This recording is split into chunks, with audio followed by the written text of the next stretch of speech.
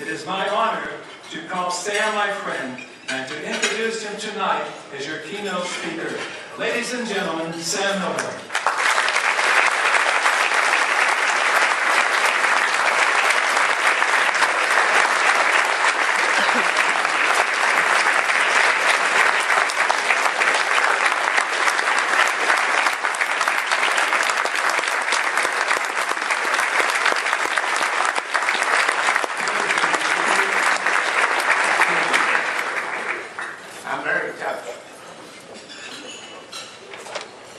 My mother was her.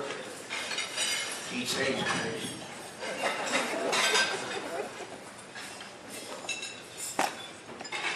I don't know how to address you. Probably fellow immigrants of the first or second generation of people of America. I hope I'm not imposing on you if I ask you to raise your hands if you were born in this country, or if your parents were born overseas, or your grandparents were, say, born overseas.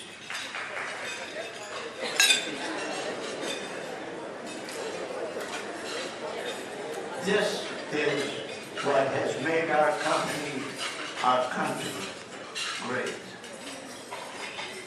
I stand here and I listen to this introduction, and it bothers me. He considers one of the best. And yet in my heart, I know I'm probably the least worst, which is almost the same. And when I think for a moment that when the Pilgrims landed on Plymouth Rock, they were immigrants too. And for us, Ellis Island was our Plymouth Rock. George Washington, you all heard of George. And one of his final addresses to the United States Congress, at that time they listened, said on the 19th of November, 1794, I'm quoting his opinion. My opinion with respect to immigration is that except for useful mechanics and some particular descriptions of men or professions, there's no need to encourage anybody to come to our country. This is the only way we'll be able to retain our language, the habits, the principles, good or bad, which they bring with them. He was 100% wrong, and maybe 50% right.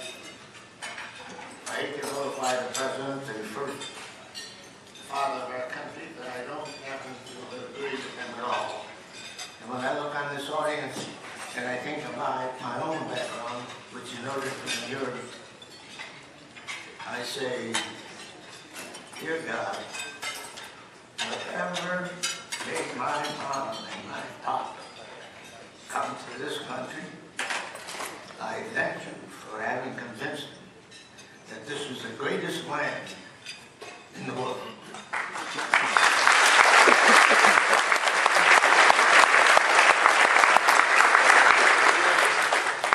100 years later,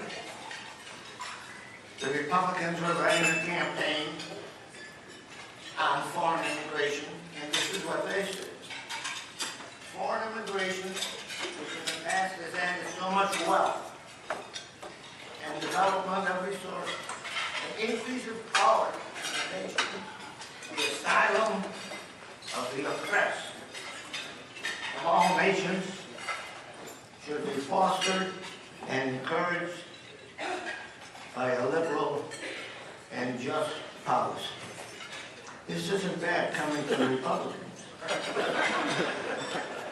Now look what's happened to our policy and to the feeling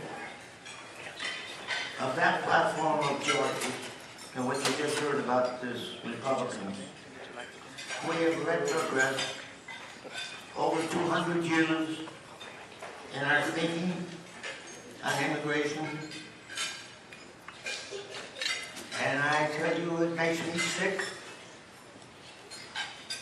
and depressed when I think that some of our current problems that we have today in this country could be solved by a much better enlightened immigration policy.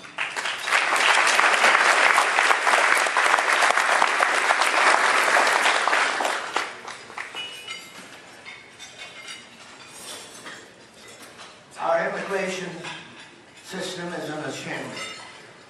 Millions live here outside of the law.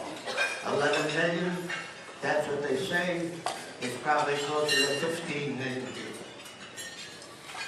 Visa policies are much too restrictive, cruelly, and I say that advisedly, cruelly separating families and driving away talented university graduates to other countries. We train them to create jobs for our competition. That does not make any sense whatsoever. Our current laws stifle opportunities for exactly the people for whom this economy needs, badly needs, to recover. Entrepreneurs, students, and low-wage workers. Illegality feeds a massive underground economy, and I don't know how many billions we lose just in taxes and not allowing these people to become regular citizens and exploit a cheap source of labor. This isn't fair to American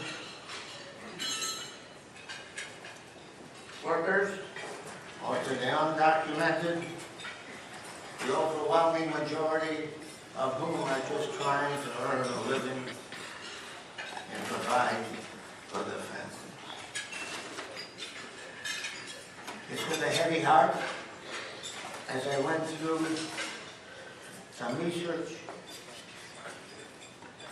to try and put this talk together. Now I want to give you some figures that will probably astound you because they astounded me. Tonight, at this moment, there are 700 million people that want to leave their abodes. They want to leave their country. And you and I know exactly why. We learned it from our parents, or we learned it from our grandparents, because of the lack of freedom. The lack of freedom of speech, religion, or whatever. And guess where they want to go? They want to go to what Osama bin Laden, may he rest in peace. They want to go to our country, which he named Satan. 165 million of them, their first choice is America. Their second choice, Canada. Third choice, there isn't any.